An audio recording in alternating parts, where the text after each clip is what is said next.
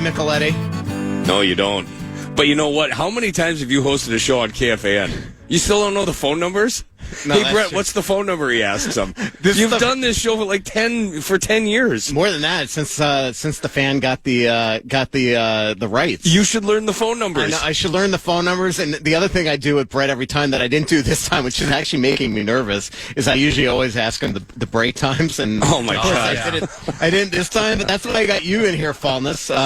This is Michael Russo from The Athletic, filling in for PA here on this bye week Friday. What are we going to call this? Not the football feast. I don't know. He calls it the Friday forecheck. Yeah, Friday, the forecheck feast. I like it. I've heard PA use that. The Friday forecheck. Falness is not only sitting in with me for the 3 hours. This guy left the arena last night at 1 a.m.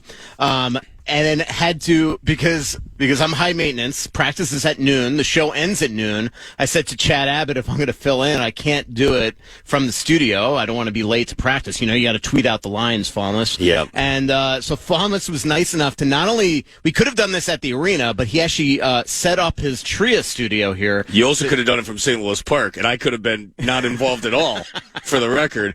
The part that worried me, I'm not worried about whatever my day was yesterday, but the part that worried me this morning, the traffic coming from St. Louis Park, where I live, to St. Paul is a gong show, especially in the morning. And so I was worried that it was going to take me 45 minutes or longer to get here. It didn't. It took me like 20 minutes. I've been here since 8:02. There's no reason I needed to be here an hour early. Oh, man. Dragged him right out of bed after leaving the arena at 1 a.m. So do appreciate you, Falness. And Falness will be in here the entire show. Obviously, we're going to break down yesterday's wild game, but Lynx had an unbelievable victory last night in Game 1 of the WNBA Finals.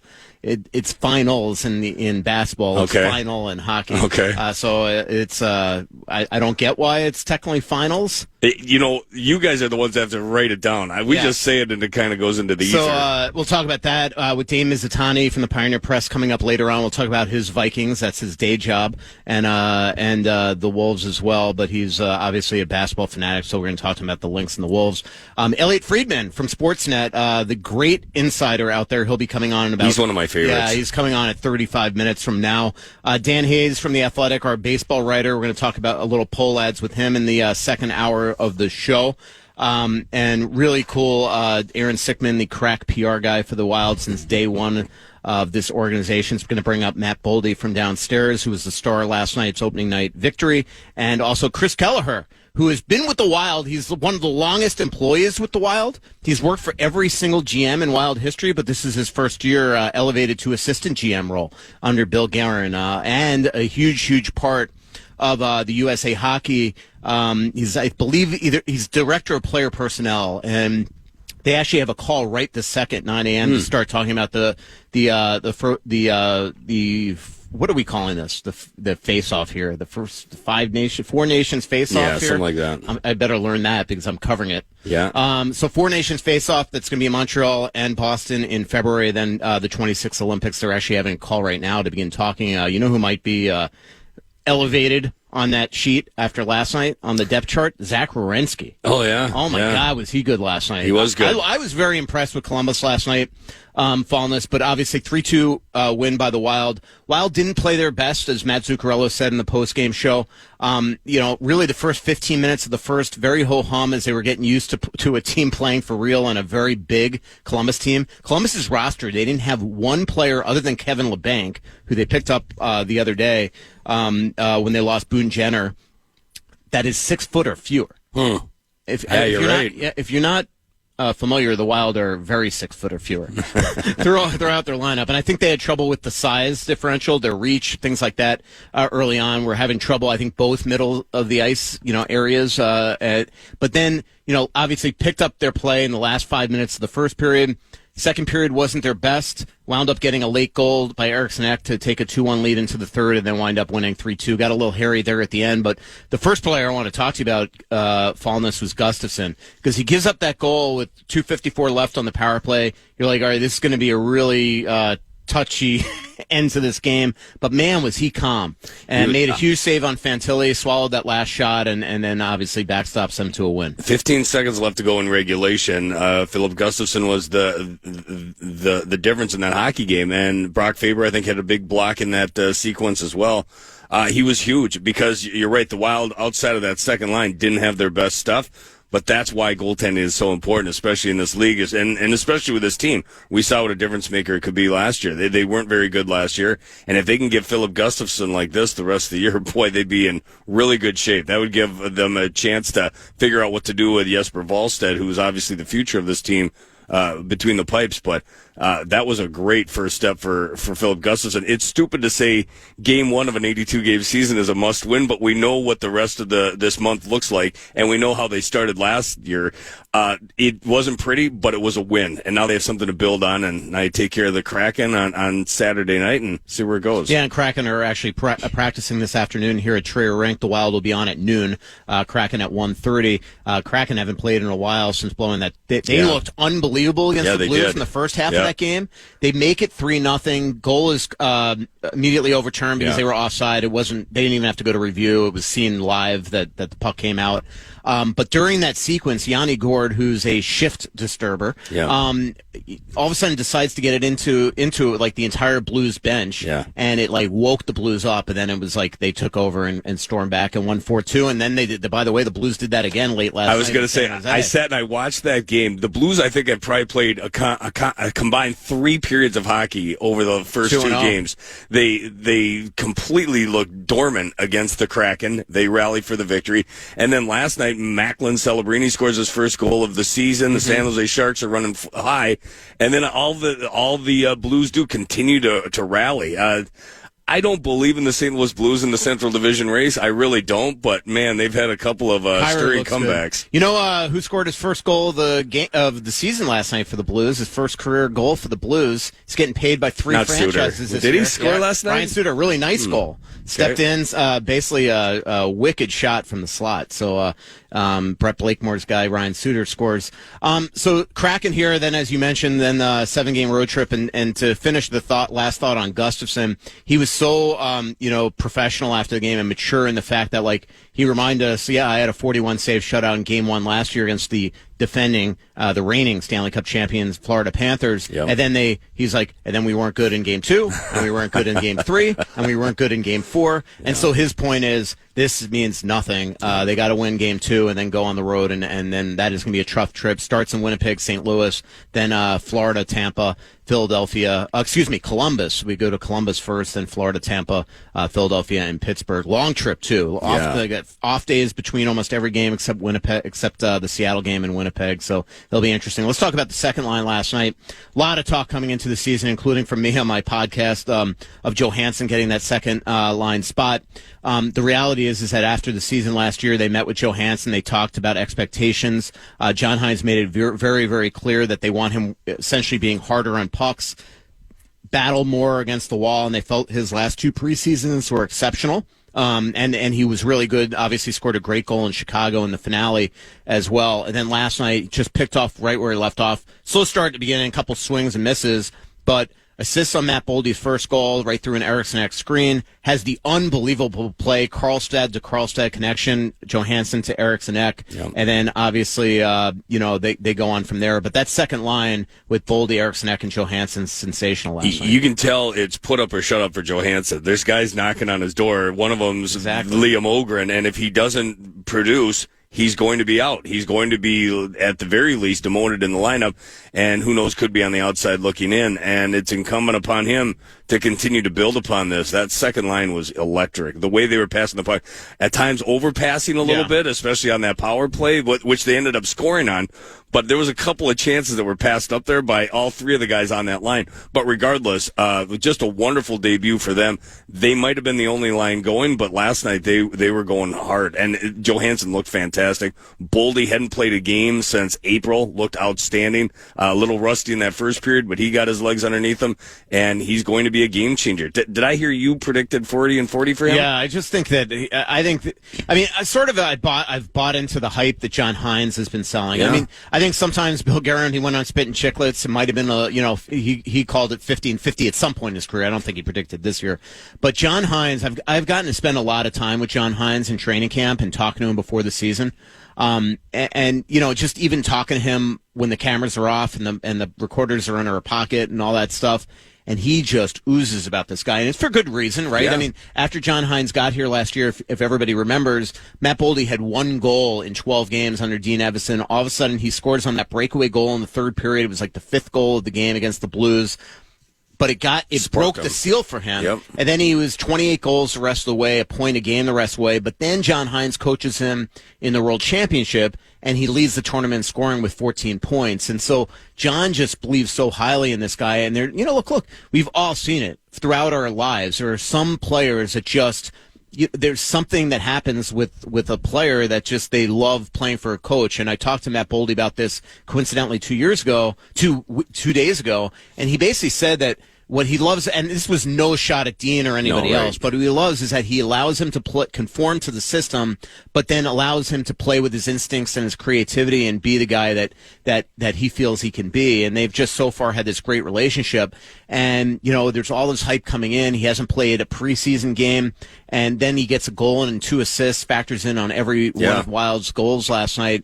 And now you just think that maybe this hype is for real. Yeah, I'm anxious to hear your conversation with him later on. I know you had a chance to catch up with him in the locker room leading up to the season opener, and he obviously had some amazing interactions with Johnny Gaudreau and talking about coming into this season. But he's as important as anyone on this team.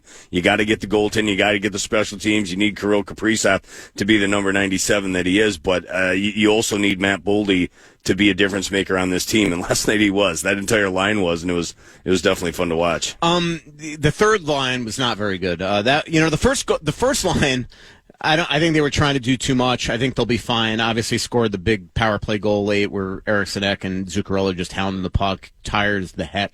I mean, that was the thing with their power play last year. We got to stop this fallacy out there that the Wild's power play stunk last year. They were top 10 in the league. They led the league in offensive zone puck possession, which is why this freaking second power play unit never got on the ice and didn't score a lot. And we saw it last night, right? They were out there a minute 49, and that PK looked like they couldn't even do anything, and then an incredible goal by them. But the third line, they've got to be better. And last night, Hartman, Foligno, and Trennan had some issues. Analytically, were on the bottom of all their forwards. Their fourth line, I thought, was good. But their third line's got to be better, and maybe it was just getting out the rust, and they'll be better in the games coming up here. I like that line combination. I want to see Marco Rossi flourish in that top line, and that gives Hartman an opportunity to play with those two guys on his wings. I mean, that's going to be a formidable line if they can figure it out. Like you said, maybe they struggled a little bit last night.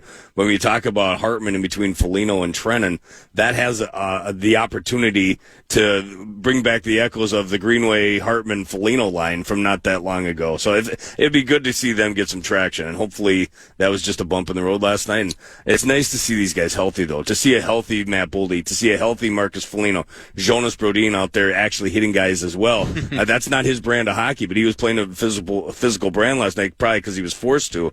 But it's good to see this team, firing on all cylinders right out of the gates. Yep, as they say, you can't win all 82 if you don't win the first one. So good start to the season.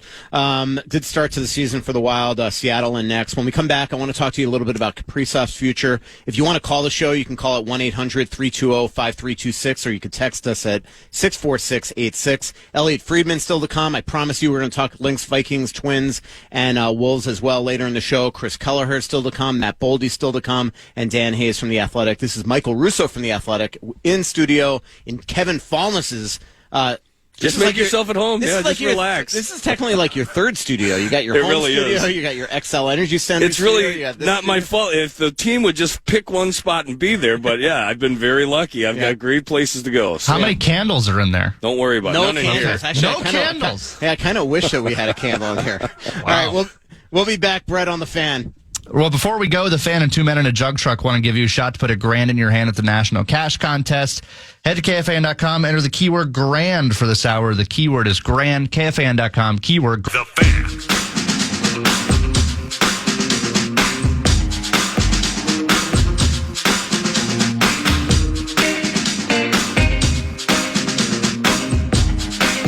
Michael Russo from The Athletic back here on the Fan in Kevin Falness' studio. Kevin's nice enough to let us in here. Such a gentleman, such a saint. Very much so. I get a lot of that as well.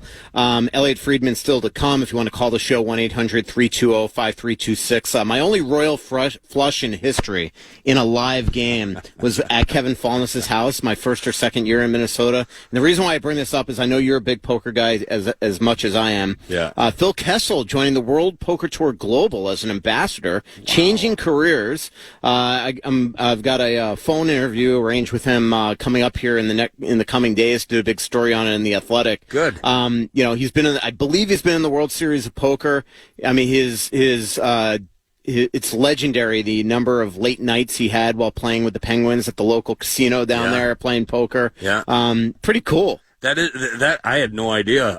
I thought he was still kind of hanging out, hoping for that phone call, but it never came on. So he just said, it never came. And look, there's some players when they don't play for a couple of years, you probably don't want to take the Absolutely. risk. And he's probably one of them. He had the opportunity though last year, right? And he turned it down. Yeah, I don't know if he turned it down or if he just didn't get a job. I think maybe somebody offered him a PTO and he didn't want to go that route because we know how most what it was. Well, you'll find out. You're going to talk to him. Yeah, exactly. So we'll talk about all that stuff as well. Kaprizov, so I'm at Portazana the other night, and boom, there's Kaprizov having dinner with his agent, Paul Theophanous, with all this stuff going on, and Theo, I didn't even know that they saw me, and then Bill Guerin came up to me yesterday. He was like, I hear you're stalking our superstar. So apparently they did see me because they texted Billy right away that I was watching them.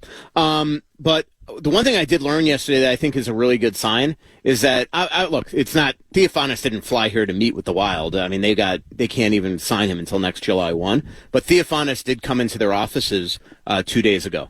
And that's a good sign because he didn't just come in for pleasantries to say hi and grab a coffee. I mean, obviously, the Wild's desire to re-sign him to a monster term, monster money is the topic, and it's only a good thing that communication starts now.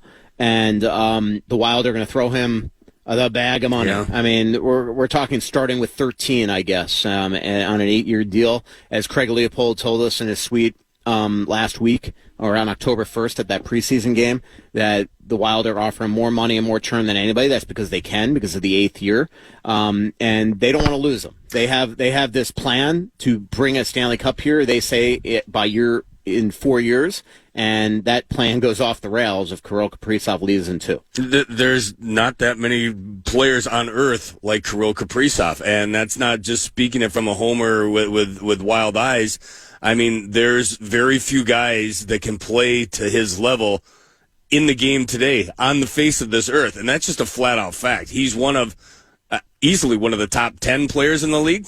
Well, what would you say? Yeah, no, I think he is. I mean, he has the 5th most goals in the league in the last 3 years. And I'm being generous by saying top 10. I think you'd probably even rank him higher than that if you're doing a ranking of guys in the game today at their peak.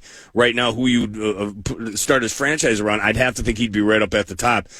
You can't let a guy like that walk. I mean, it was one thing for it to happen to Marian Gaborik to this franchise, but this would be a devastating blow. I mean, there's just no way to sugarcoat it. You can't let a guy like 97 walk out the door and get nothing in return. You got to figure out a way to lock him down at all costs. And I don't think there's any doubt that they know how important it is. Obviously, a very different GM here now than when Doug Risebrough was here, and you and I lived that 2009 season. But if for a little history lesson, because this is what we're talking 16 years ago, in the 2008-9 offseason, the Wild offered Marian Gaborik a 10-year, $80 million deal. He said no. Yeah. 3 games into the season, we're down in Florida. He's playing sewer ball and strains his groin. Yeah. Sewer ball, it's like the soccer hacky. That glass groin of his. Yeah. Cal Clutterpuck comes up, never leaves. Yeah. But then he had, I'll never forget it as long as I live, in December, he had volunteer hip surgery. Like he opted to have it. The Wild did not want him to have it. I remember it was a huge fight. Doug Risebrough went ballistic publicly that he was doing this. Couldn't have made it clearer that this was against what the Wild's wishes were, but it's his body. He had the surgery. He comes back after the trade deadline. I believe we were in Columbus. He lights it up, plays the last couple weeks of the season, maybe 10 or 12 games, gets well more than a point a game. Doug Risebrough's fired. Chuck Fletcher comes in, and now his agent wants that contract back. Yeah. Well, Chuck, after he misses the entire year, wasn't about to give him $80 million after never seeing him. He leaves, goes to the Rangers, then goes on to the Kings, wins a cup. The rest is history. But to your point, it was a disaster because he turned down the contract. The Wild let him play that last year. He got hurt. They couldn't trade him. They got nothing for him. They replaced him with Marty Havlat. That turned out to be a disaster. Then a couple years later, they tried to fix that problem by trading Havlat straight up for Heatley, all that stuff. But it's going to be just really fascinating next summer if they really have trouble getting Kirill to, agree what they do, how they handle this. Do you let him go into that last season next year? And this is why it's such a topic now. I know a lot of fans are like, why is this even a topic now? Even Kirill said to me the other day, I'm not thinking about this. I have 2 years left on my deal. Yeah. But because of that history lesson is why it's a big deal, because if we get any impression next summer that he is not easy to sign, it is going to be a big topic on whether you trade him now or risk the fact that you're letting him play the final year of his contract. This is a total aside, but we were having this conversation last night in the Al Shaver press box, myself and Zach Halverson, as a matter of fact, technical who's a total guide. Hockey savant. And this is why you can't remember the phone numbers for KFAN after 15 years, but you can remember something that happened back in 2009. When Clutterbuck first came up, we were talking about, because at this time, Halvey was, in single digits. He was in the penalty box at White Bear Arena, wherever they were having this little outdoor scrimmage, and I think you were there. I think this is when Cal Clutterbuck splashed onto the scene. He made his mark by flattening Marian Gaborik and then never went back down. Do you remember that? Yeah. So Halvey happened to be there in the press box, or in the penalty box. I think he was like 9 years old at the time. We were talking about this story, and I remember that because Jacques was there. Zach was talking about a Derek Bugard being there, and he's bigger than life. But Cal Clutterbuck slammed onto the scene in training camp and just flattened Marian Gaborik. And look at the career that Cal Clutterbuck has had. I can't believe that guy has played as many games as he has. Yeah, because he's played the same way since that day, all the way till now. It's just a mess. And right now he's actually a currently unsigned free agent, so I'm sure that's waiting right. in the wings. You're right. It'd be nice if somebody gets some. Somebody asked here, Carl from LE. What would be LE? Lake Elmo? I don't know. What would be LE? I live in Lake Elmo, and it must be Lake Elmo. All right, so anyway, Carl asked, in a recent Athletic article on defensive rankings, Wild were ranked bottom of Tier 4, middle of the pack, and you, Russo, touched on some folks ranking the Wild 7th in the Central in one of your recent articles. Do you think the Wild are coming into the season highly underrated and can be use that as advantage for once? Whether it's an advantage or once doesn't matter. The Wild how do you use that as an advantage? But I do think. I think it's insane by some of I wrote this in my bold predictions yesterday. I think it's insane that some pundits out there are picking the Wild 7th. I don't know if it's just fatigue about the team. I look at this team when healthy, that they are a playoff team. I look at this team last year when healthy, that they're a playoff team. Yeah, that's what I've been saying. And so I do think, I think Colorado's taking a step back. If they have any injuries to McCarr, McKinnon, or Rantanen, they're in trouble because they have no depth. Yeah. They have no cap space. They hired their goaltending is not my favorite either. I'm not a huge Gorgiev guy. They got lit up 8-4 in their opening night, and of course, what happened in that game? Their big guys were excellent. Middlestat did score his first goal as an av, but everybody else, they're just thin, and they have part of it is this Nichushkin situation where the league is not giving them the benefit of going out and having a little cap break. They have to wait for him right now. He's in the player assistance program, but the reality is I think that team actually takes a step back this year. They have already inundated with injuries. It's to the point that they're having to do all sorts of cap gymnastics right off the hop. They hired the assistant at Central Registry at the league to basically. By the way, it's Ely. It's okay. Anyway, it is actually Ely. Yeah, you just spelled it L-E. Yeah, voice text. Yeah. Just so everybody knows. Is that he probably did a voice text? All right. Just so everybody knows, it's not that I thought he did put L and E. That's why I thought Lake Elmo. Anyway, but yeah, to me, they're already hiring the assistant to Central Registry, which is here's a good example: is that during the pandemic, every call the Wild had to make to figure out what they could do with their roster amidst their cap pain. They had a call, and essentially they walked them through the stuff that they had to do. So this guy knows all the ins and outs. They're doing salary retentions already for Tucker Poolman, all that type of stuff. So I think they take a step back. I know Winnipeg spanked Edmonton 6-0 in game one. I do think that if Hellebuck is not excellent for them, they take a step back. There are some teams I think are going to be better. Utah's going to be very good. Seattle I still like, even though I didn't like them the other night. Yeah. So it's going to be tough, but in this division, I think the Wild actually could contend for more than a wild spot, maybe the third spot. I think Nashville's going to be good, even though they lost last night and all that. Can I ask one question? What's the difference between a pundit and a blogger? A pundit and a blogger. Already, you just literally blood pressure spiked there. You want to give me a stroke right in your room? No, I don't want that, actually. This is an inside joke with Falness, because I've gone up to him a couple times. I'm like, I need you to stop calling me a blogger. If there's ever a way to get me to just keep doing something, ask me to stop. Yeah. So annoying. Brett, don't you agree that's, I'm not sitting in my basement writing. I'm covering 82 games this year. All bloggers sit in their basement to write. Yeah. No, my point is I'm a professional sports writer. I get it. I'm about to leave here Sunday for a 7-game freaking road trip. I agree. My only question was you threw out the word pundit, where I probably would have said blogger. The difference between a pundit and a blogger is what? The pundit, in my eyes, were actually talking about people at the Athletic. That we had people in the Athletic picking the Wild to finish 7th. Okay. How is that possible? Yeah. I just don't understand. If how they you could stay look healthy, at this, the other big thing, roster. Yeah. How is it? I mean, they have 3 23-year-old up-and-coming studs in Boldy, Rossi, and Faber. I almost sound like I write for Wild.com suddenly. They got a superstar in Kaprizov. They one of the most elite defensive defensemen leave in Brodin. So they got to get better goaltending. Their PK's got to be better. Their power play's off the charts good. And you got to stay healthy. Yeah. I mean, those are the big things. That the staying healthy thing is not very much in your control, but the goaltending sure is. The penalty kill sure is. And if they can shore those things up and get the health as well. Kaprizov and Boldy are healthy. And you're predicting 90 goals, right? You're predicting 40 for Boldy, and you're picking 50 for. That's 90 goals. Right. That happens. They're in the playoffs. Yeah. Who was it last year? Had 200 goals total. But to that point, I just we're going to talk to somebody that didn't pick the Wild to make the playoffs after this break. Elliotte Friedman from Sportsnet. Is he a pundit or a blogger? He's the best. Yeah, he is. He's one of my favorites. There's nobody more connected than him. His 32 Thoughts podcast is incredible. His 32 Thoughts written form on Sportsnet's awesome. Incredible on Hockey Night Encounter, one of my closest friends as well. So now the blogger thing should not have come up, because now the text line's going blogger. All right, we'll be back right after the break. This is Michael Russo from The Athletic with Kevin Falness.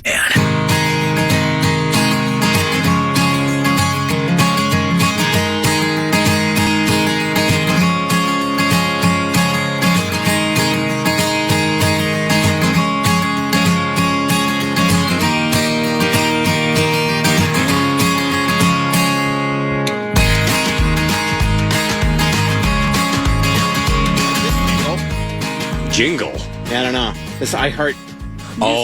This isn't one of your. I actually thought it was probably Trampled by Turtles. No. Okay. But it did sound like something I would probably have on my playlist. Yes. Michael Russo from The Athletic back here, waiting for Elliotte Friedman. Little technical difficulties. Kevin Falness, we're in the studio as well. Kevin, Seattle Kraken right behind us. What do you expect with that game? You expect a better effort from the Wild? I do. Yeah. I mean, it's as important as Game 1 was. Game 2 is going to be just as important, because you're spending the rest of the month on the road. So they need to bank these 4 points. They talk a lot about how they need to get off to a better start. These first 2 games at home would be a good way to do that. Yeah, and without further ado, let's get to our first guest of the show, the incredible Elliotte Friedman from Sportsnet. You can listen to his 32 podcast, which has just come out, his newest edition, and you can always read him in the written form. You can watch him on Hockey Night in Canada as well. And a Vikings fanatic. What do you think of this 5-0 start, Elliotte? Michael, first of all, it's great to be on with the King of Minnesota. That's number one. Number two, I didn't like you celebrating it last week. It's too soon. It's just too soon. There's been enough heartbreak over the years. We should enjoy the moment, but we should wait to see if this is the year we avoid the inevitable painful collapse. Elliotte, I'm going to let you and Russo talk hockey, but as a lifelong Minnesota guy and a Vikings fan since birth, I just got to ask you about your favorite Viking memory, your favorite all-time Viking. I mean, how far back do you go with this franchise and their ultimate heartbreak year after year? So I was born in 1970, and I'm from Toronto, and so we would get all sorts of different teams. Like we used to get a lot of Bills games broadcast here. We used to get a lot of Browns games broadcast here. But I remember when I was young, the Vikings were just at their end of the run of the Super Bowls they went to. And the first Super Bowl I really remember is Oakland, Minnesota, which the Raiders, of course, won. But I loved the purple uniforms. I loved I loved the purple people eaters. And, I loved Chuck Foreman. Chuck Foreman was probably my favorite Viking. I don't really remember Alan Page well, but I loved his story. So as I got older, and even though he was retired, I always had a fondness for Alan Page too. But Chuck Foreman was the guy. I'll tell you this, I loved, there's so many things I loved about the team. The year they went 15-1 with Randy Moss, I mean, it was incredible.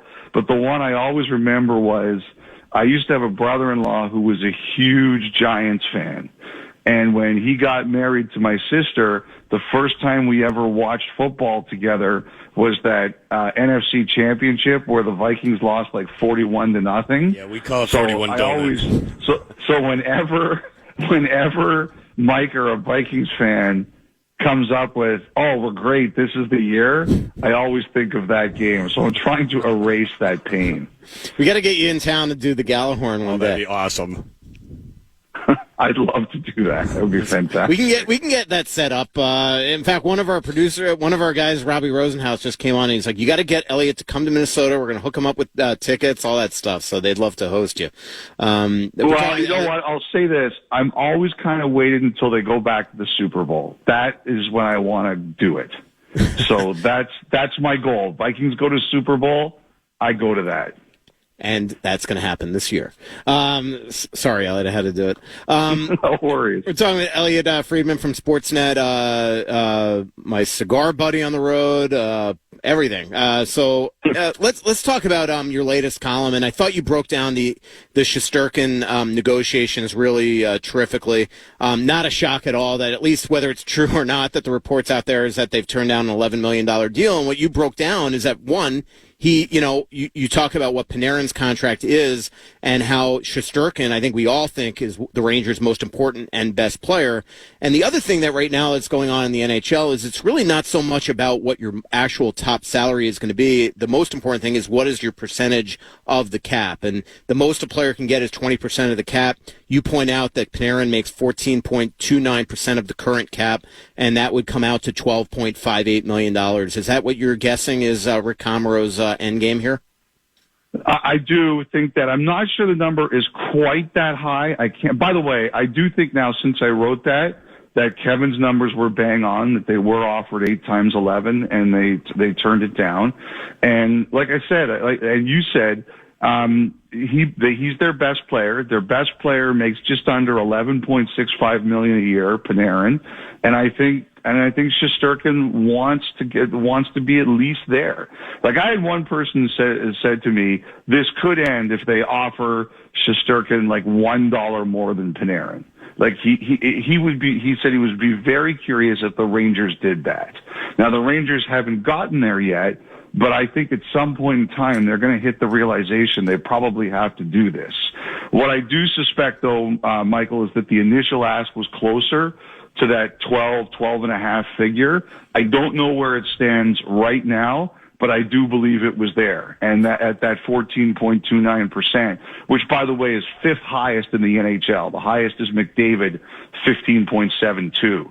So, I think that was the ask initially. I'm not sure where it is right now, but the other thing we're seeing now, Michael, and the Wild are involved in a bit in this, is some of the goalies, like for years, the commentary was, You don't need to have a great goalie to win the Stanley Cup. If you have a good team and a solid goalie, you'll do it, and the pay reflected it as such. But we're starting to see some changes with that with some of the recent deals, and one of the ones was the one that Bill Guerin handed out this week to Jesper Wallstedt. And Jesper Wallstedt has played 3 NHL games and just got a 2-year deal at $2.2 million. And I was talking to a couple of goalies, like veterans who are backups.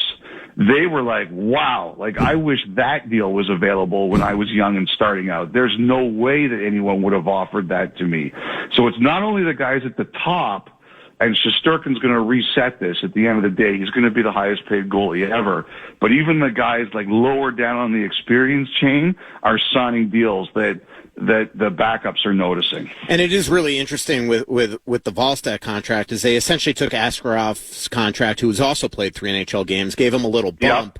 And the big thing is from a Minnesota Wild perspective, and everybody has to work in their own operation, is everybody, even though the Wild are for the huge chunk of the Parise Suter buyout paying is evaporating after this year, the 14.7 becomes 1.66. The reality is that they got to re-sign Kaprizov. They've got Rossi to deal with, and everybody still knows that there is a cap issue here, and so they don't want somebody swooping in and tempting him with some sort of offer sheet. And I think that was a way to get ahead of it, Elliotte. Yeah, it's just like at the end of the day, you have to do what's right for your team. You have to do your business, and who cares what everyone else thinks. But that deal definitely did. Like there was like everybody knew that Swayman was going to get paid. Everybody knew that Ullmark was going to get paid. But those 2 deals that you mentioned, and also the Joey Daccord deal in Seattle, those were big eyebrow raisers. No, without a doubt. And by the way, the Seattle Kraken right behind me right now as they're preparing for practice this afternoon. Speaking of which, I saw Dave Hextall last night. The Wild gave him a full-time media pass, so he can just come and go as he pleases to continue to watch hockey this year. Obviously, lives in North Dakota and all that stuff, Elliotte. That's nice of them. I hope that they don't make him pay for the media meals. They exactly. Give him them. Another thing that you've been talking a lot about on your 32 Thoughts podcast, Elliotte, are the Knuckleheads and what's going on with Thatcher Demko and how. I mean, obviously they have Sheloff's there, they have Lankin in there, and what they have essentially told him is we're going to make sure that you get healthy here and take our time and not not be in a position we're going to lose you again. Yeah, and they put him in the bubble wrap for a time, and it's the wise thing to do. Now, I think, Michael, there are varying opinions of how serious this is or isn't. Mm-hmm. I'm prepared to wait at the beginning of the year and say they're doing the right thing and there's no reason to panic. I wouldn't be surprised if we don't see him until for another month. At least in a game. But the longer it goes, the more people start to wonder. I think that one of the things that definitely happened was last year he got hurt right before the playoffs, which isn't ideal. And the Canucks came up with a plan, which in theory I think was a very good plan. And that was, we can't depend on you in the playoffs unless you appear twice in the regular season before the playoffs begin. And I totally understand why the Canucks would develop this idea, but the unintended consequence is that Demko rushed his rehab to show he could play in the playoffs. And I think that contributed to the problem. I think that's why he got injured again.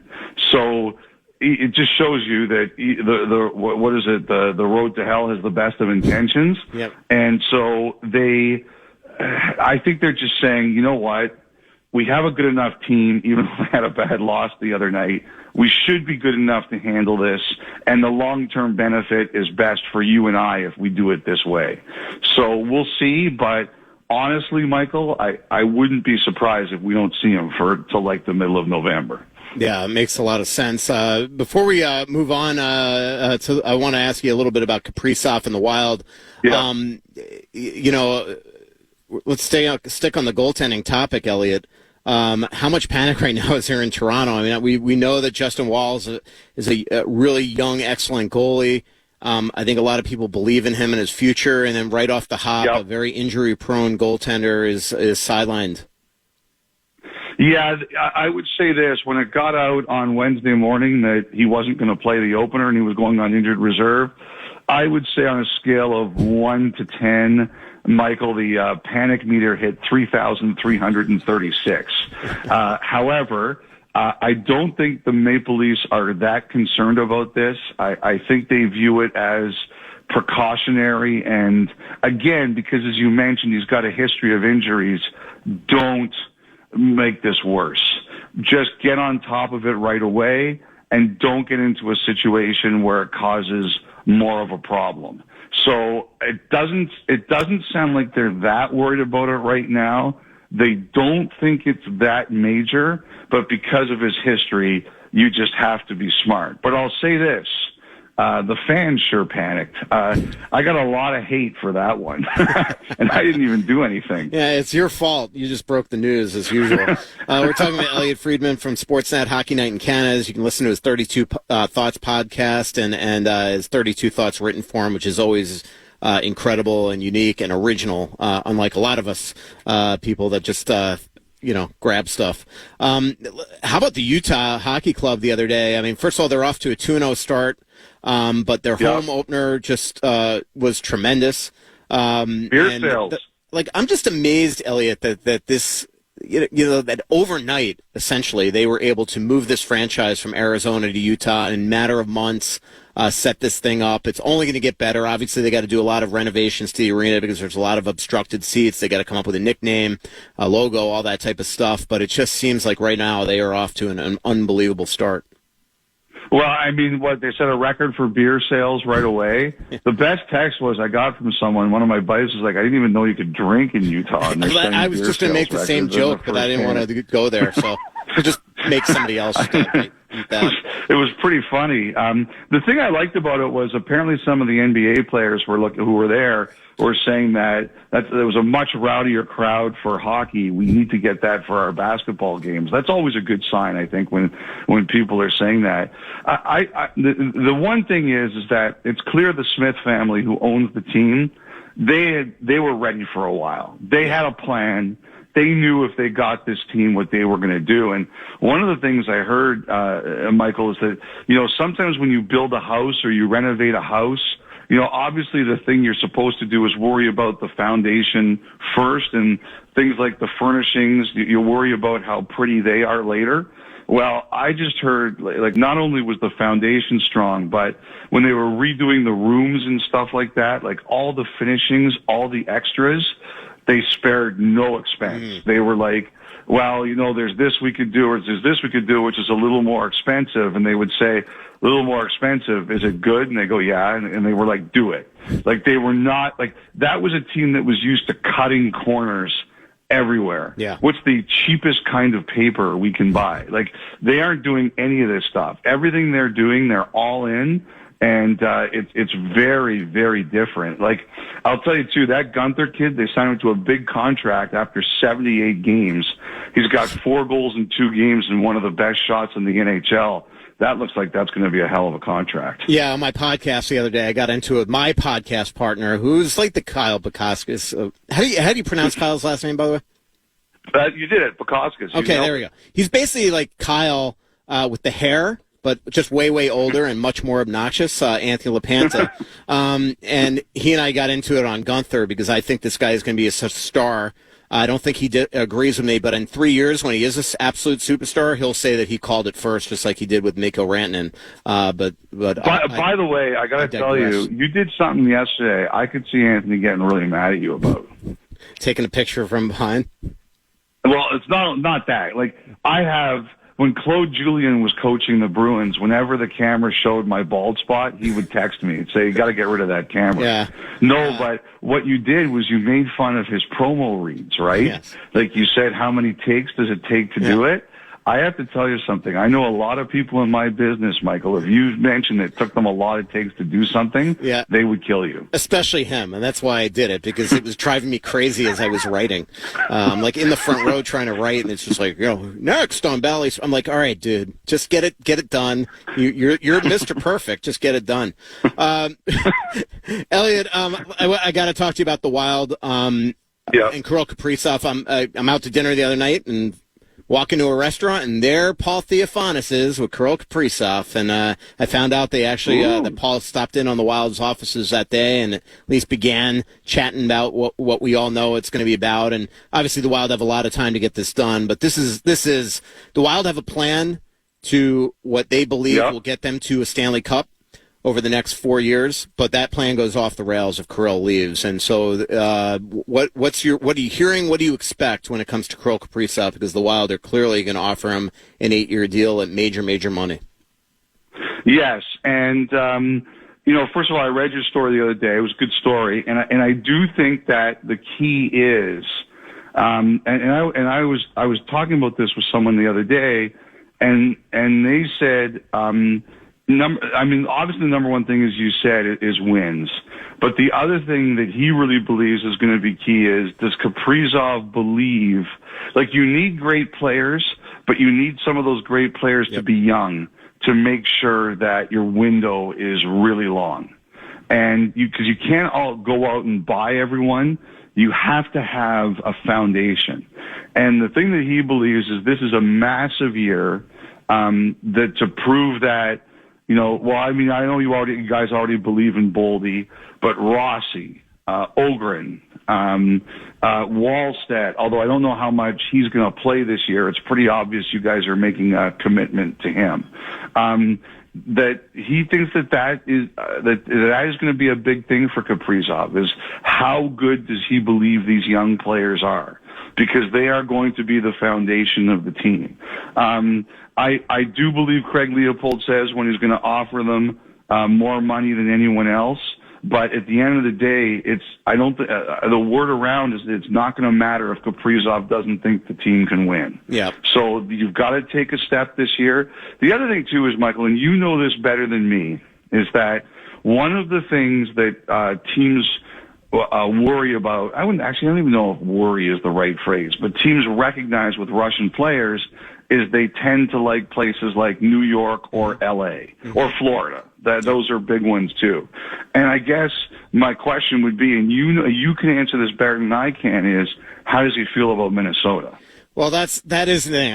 I do think he loves it here, but I think there's a lot of places that attract it. And actually, if you look at the last quote of my Minnesota Wild player poll that ran in February, his quote is, I'm asking him like his favorite place to play. And he says right in there, Chicago, New York, I love big cities. So, and we all know that he's already got a place in Florida. So that's the thing. I mean, like the Wild can offer him every month. What's going to be enticing is that money's going to be on the table next summer. And we saw with Draisaitl, when they're offering him a contract of $104 million and you're going to go into a year and maybe risk a catastrophic injury, that enticement could be right there for you. And to your other point, I mean, you got Rossi and Wallstedt and Boldy and Faber, but, they've really got to sell him that Urov is the real deal and coming next year. It's just going to be really fascinating because the other thing with Russian players, and Elliotte, is that is that they have buddies everywhere that are always been like Kucherov saying, come here, Panarin saying, come here. I see it every time that we're out. He's friends with all these guys. So that's always the biggest concern is as much as you think you don't know what's really going on behind the scenes. Well, I think that's true, but the one thing I do believe, Michael, is that, and I've gotten, and I really do believe this, is that there is something about the pull of the team that took a chance on you. Yep. And that a lot of NHL players do feel that. Like, if someone drafts you, especially where he was drafted, somebody drafts you, somebody did the work to bring you over. From what I've heard, he has always seemed appreciative of that the Wild were the team that did the work to do it. And so and in the NHL too, where superstars rarely change teams, this is a league where a lot of players really need a reason to leave. So if you can convince him that your prospects are good and you offer him a ton of money, you should feel good about your chances. But as we know, they're on the clock. They know they're on the clock, and they better win, and they have to win games. Without a doubt. I mean, when they're the ones audibly talking about it, even as far back as last year, you know that this is on their mind and at least a concern, and they'll do their best to make it work. Elliotte, really, really appreciate you coming on. Have a great weekend. Enjoy your hockey night in Canada stuff tomorrow, and we'll be talking to you soon. All right, Michael, always good to see you. Look forward to our next cigar bar visit. Absolutely. That is Elliotte Friedman, the absolute greatest insider out there from Sportsnet. Still to come, Matt Boldy is arriving at the rink for practice any minute, and an awesome job that really cool that the Wild are going to bring him up here to the studio and chat with us after a goal and 2 assists last night in the Wild's 3-2 opening night victory. Dame Mizutani still to come. We're going to talk to him about the big Lynx win last night, the Wolves and the Vikings, which is his day job for the Pioneer Press. Dan Hayes from The Athletic, I think, is going to be coming on as well. Chris Kelleher, the assistant GM of the Minnesota Wild, will be coming on as well. We'll be back here on The Fan.